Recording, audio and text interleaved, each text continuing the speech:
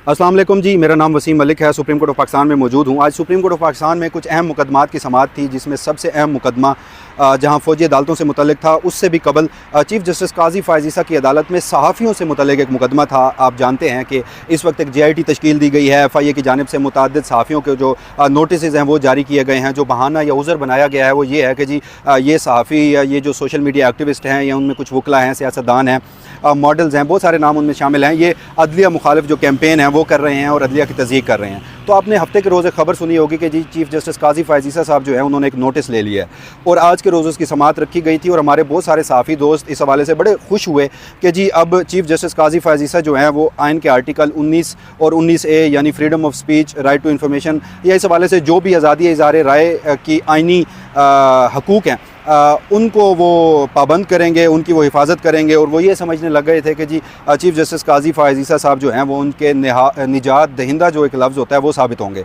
मगर आज के रोज़ उस तमाम तर मामले की समाअत हुई है, समाअत कल तक मुलतवी हो गई है। मगर आज के रोज़ उस सारे मामले से क्या निकला है वो सबसे पहले मैं आपको चंद अल्फाज में बता देता हूँ, फिर पूरे केस की जो तफसील है उसको समझने की कोशिश करेंगे।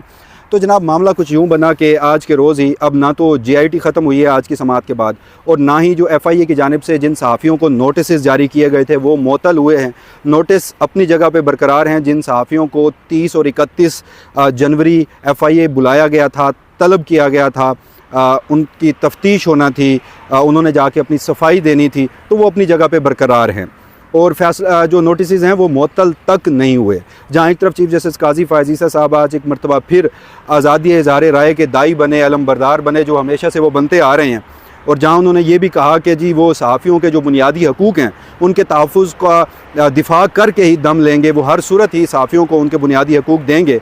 वहीं उन्होंने एक दिन के लिए भी ये जो नोटिस हैं वो मुअत्तल नहीं किए। तो जनाब जिन सहाफ़ियों को, जिन सियासतदानों को, जिन सोशल मीडिया एक्टिविस्ट को, जिन सियासी जमात के कारकुनान को, जिन मॉडल्स को, ये ओवरऑल जितनी भी ये JIT की लिस्ट थी, फिर उनमें से जो पहले मरहले के नोटिस जारी किए गए थे, उन्हें जाना पड़ेगा FIA, उन्हें वहाँ पर जाकर जवाब तलबी देनी पड़ेगी। अगर वो ना गए तो वो फिर ये तसव्वुर किया जाएगा कि जो लोग इंक्वायरी में शामिल नहीं होते वो फिर गिल्टी हैं और फिर उनके ख़िलाफ़ FIR लॉन्च हो और उनकी जो गिरफ़्तारी का सिलसिला है वो भी शुरू हो। बुनियादी तौर पर बुलाने का मकसद ही हरासा करना था।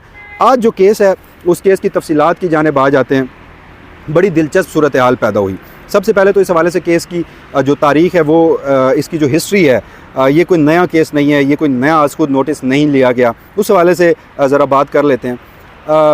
2021 गालबन जो था क्या कहते हैं साल, उसमें इमरान खान साहब की हुकूमत थी पाकिस्तान में। उस वक्त भी इस एक्सटेंट तक तो नहीं कि जहाँ अब रियासत पहुंच चुकी है सहाफ़ियों के ख़िलाफ़, जिस तरह अब आज़ादी इज़हार राय का गला घोंटा जा रहा है। लेकिन उस वक्त भी इक्का दुक्का जो वाक़यात हैं वो पेश आ रहे थे। सहाफ़त किस दौर में पाकिस्तान में मुश्किल जो है उस पर नहीं रही। सहाफ़त हमेशा ही मुश्किलात का शिकार रही है, मगर इस बार जो हम देख रहे हैं ये अनप्रेसिडेंटेड है।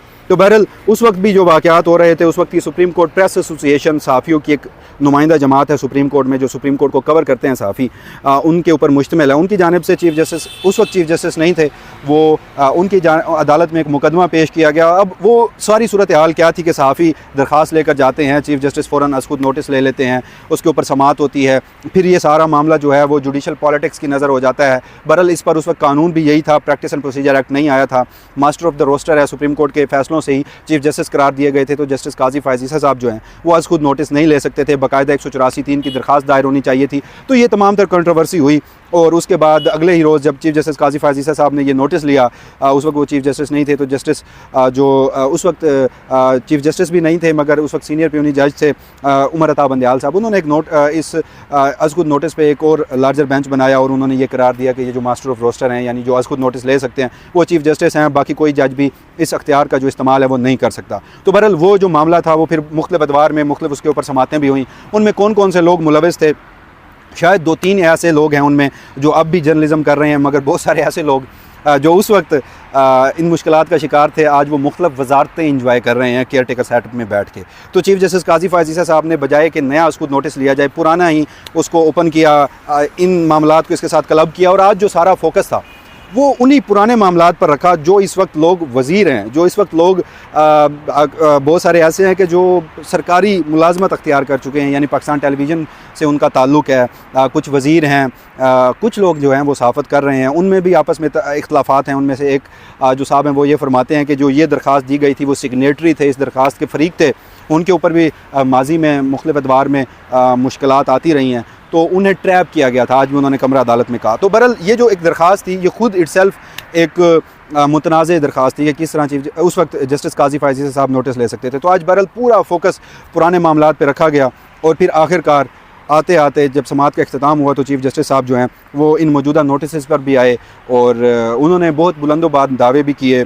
उन्होंने तो यहाँ तक ये भी कह दिया कि जी मैं आज़ादी इज़हार राय को किसी सूरत उस पर कदगन नहीं लगने दूँगा। आइन का आर्टिकल जो 19 है वो आज़ादी इज़हार राय का हक़ देता है। आप तनकीद कीजिए, आप मुझ पर गालम गलोच कीजिए, मैं वो भी बर्दाश्त करूँगा, मगर अगले ही लम्हे कहते हैं जी कि आप सुप्रीम कोर्ट को कुछ नहीं कहिए, आप जो तनकीद है वो जायज़ कीजिए, आप जो एक इखलाकियात का दायरा है उसमें रहिए, फ़ैसलों पर तनकीद कीजिए। अब सूरत हाल क्या बनी है, जो उन्होंने फ़ैसला लिखवाया है वो ये लिखवाया है जी कि एक तो समाअत कल तक मुलतवी हो गई है। जो माजी के 2021 वाले मामलात थे उस हवाले से जो अटॉर्नी जनरल है उनसे रिपोर्ट तलब की गई है, उन्होंने 2 हफ़्ते का वक्त मांगा था, वो आज उन्हें दिया गया है। और उसके साथ साथ जो ये FIA के नोटिस वाला मामला है, इस मामले पर उन्होंने केस की समाअत जो है कल तक मुलतवी की है और साथ ही अटॉर्नी जनरल ऑफ पाकिस्तान से सिर्फ ज़बानी कलामी हद तक यकीन दहानी मांगी है कि जो सहाफ़ी हैं जो जायज़ तनकीद करते हैं उनको FIA हरासा नहीं करेगी। और जो दूसरा काम उन्होंने किया वो ये किया है कि जो सहाफ़ियों के नुमाइंदगान हैं वो आज जाकर JIT से या FIA से मुलाकात करेंगे। तो अब इन सारे सिनेरियो में ये जो एक लफ्ज़ इस्तेमाल किया गया है जायज़ तनकीद का, तो इस चीज़ को डिटरमाइन कौन करेगा, इस चीज़ का तयन कौन करेगा कि ये जायज़ तनकीद है या ये नाजायज़ तनकीद है।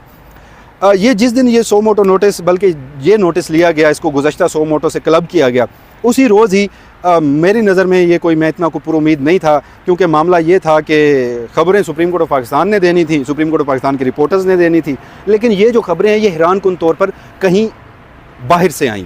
समझ लीजिए आप खुद, मेरे पर जलते हैं इन हालात में। मैं नाम नहीं ले सकता कि वो ख़बरें कहाँ से आई थी। और उसके साथ साथ फिर जो गुज़श्ता रोज़ JIT हुई है, JIT की प्रेस कॉन्फ्रेंस, जिसमें जो मुर्तज़ा सोलंकी साहब हैं वो ख़ुद उसमें बैठे थे, उन्होंने एक बात कही। उन्होंने कहा जी कि आर्टिकल 19 वफाकी हुकूमत इसकी कदर करती है, वफाकी हुकूमत सहाफ़ियों की ज़ुबानबंदी नहीं कर रही, लेकिन आर्टिकल 19 जो है वो विद रीज़नेबल रिस्ट्रिक्शन है, कानून के मातहत है, आप ऐसा नहीं है कि कुछ भी बात कर सकते हैं, जो कि उन्होंने बिल्कुल दुरुस्त बात कही। और उसके साथ जो दूसरा मामला वो ये था कि आज चीफ जस्टिस साहब ने और जस्टिस मुसर्रत हिलाली साहिबा ने भी एक बात की। उन्होंने कहा जी कि अगर आप आर्टिकल 19 को देखते हैं तो फिर आप आर्टिकल 14 को भी देखें, जो किसी भी शख्स की हुर्मत, किसी भी शख्स की इज़्ज़त की बात करता है, तो आप सिर्फ आर्टिकल 19 को अकेले नहीं पढ़ सकते। तो जो मुर्तज़ा सोलंकी साहब बात कर रहे थे, दूसरे अल्फाज में सुप्रीम कोर्ट ऑफ पाकिस्तान से वही बात हुई। तो ये जो JIT बनी, JIT के बाद नोटिस लिया गया, नोटिस के बाद आज के रोज़ समाअत हुई, तो इसमें मुझे इन वाक़यात का एक तसलसल नज़र आता है कि जैसे ये किसी तसलसल के नतीजे में हो रही हैं। ये कोई ये नहीं कि जो हर होने वाला वाक़या है वो कुछ उससे अलग है।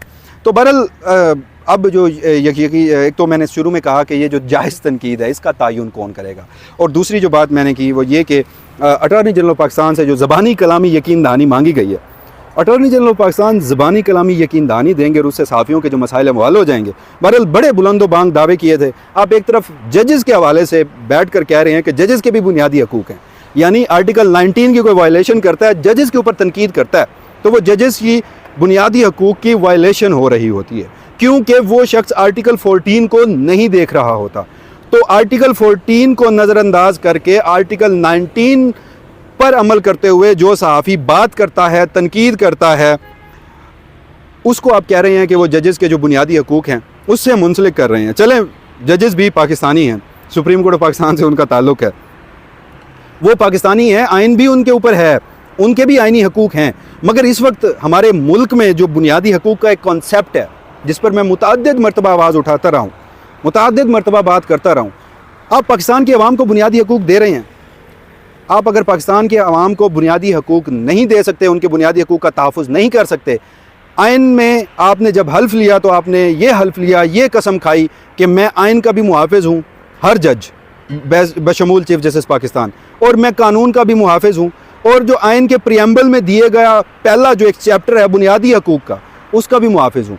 तो आप पाकिस्तान के अवाम के तो बुनियादी हकूक़ का तहफ़्फ़ुज़ कर नहीं सके, मगर आप कमरा अदालत में बैठ कर अगर आपके ऊपर तनकीद की जाती है तो आप फिर कहते हैं कि जी जजेस के भी बुनियादी हकूक़ होते हैं। बहरहाल अब जो दूसरा मामला है वो ये है कि चीफ़ जस्टिस काजी फायज़ी साहब डायरेक्टली इस मामले में एक मुतासरा फ़रीक हैं। वो किस तरह, वफाकी हुकूमत का यही क्लेम है कि जी उन्होंने बिलखसूस जो बल्ले के इंतखाबी निशान से मुतल्लिक़ फ़ैसला दिया था उसके बाद से उनके ऊपर बड़ी सख्त तनकीद हुई है, और ये तनकीद जो है ये एक मुनज़्ज़म मुहिम है जजेस की किरदार कुशी, पाकिस्तान की अदलिया की किरदार कुशी करने में। और इस वक्त अदलिया के सरबराह चीफ जस्टिस काजी फायज़ी साहब हैं। तो अगर उनको प्रोटेक्ट करने के लिए वफाकी हुकूमत ने एक GIT तश्कील दी है तो फिर चीफ जस्टिस काजी फायज़ी साहब बैठ कर वो केस कैसे सुन सकते हैं? अगर चीफ जस्टिस आज चीफ जस्टिस ना होते, कोई और चीफ जस्टिस होता जिस तरह माजी में इनका अमल रहा है, तो शायद एक ख़त भी सामने आ चुका होता, शायद बहुत सारे फोरम्स पे इस वाले से आवाज़ भी उठ चुकी होती कि जी फ़लाँ जज साहब जो हैं जिनके ऊपर ये मामला है, जिनकी तज़ीक़ के लिए GIT बनाई गई है, तज़ीक़ रोकने के लिए, तो वो बैठ कर ये केस कैसे सुन सकते हैं? मगर चीफ जस्टिस काजी फायज़ी साहब जब से सुप्रीम कोर्ट आए हैं तो आइन भी उन्हीं की मर्ज़ी का, कानून भी उन्हीं की मर्ज़ी का, तो आज भी बैठ कर उन्होंने वो केस सुना। हालांकि अगर असूलन देखा जाए तो वो ये केस नहीं सुन सकते थे। तो बहरहाल ये सारा मामला हुआ, अब जो सिचुएशन है वो कल तक पहुंच चुकी है। अब देखते हैं कि GIT जो है वो नोटिस में जिन लोगों को तलब करती है उन हवाले से उनकी जो एक्सप्लेनेशन है वो मानती है, उनको नोटिस ख़त्म करवाए जाते हैं, या फिर जो मामला है ये मज़ीद आगे फर्दर कार्रवाई की जानिब बढ़ता है। और बिलखसूस पे सुप्रीम कोर्ट ऑफ पाकिस्तान कल के रोज़ ऐसा क्या करती है, तो इस हवाले से जो भी फर्दर डेवलपमेंट होगी वसीम मलिक अपने इसी प्लेटफॉर्म से आपको आगाह रखेगा। तब तक के लिए इतना ही, इजाज़त दीजिएगा। अल्लाह हाफ़िज़।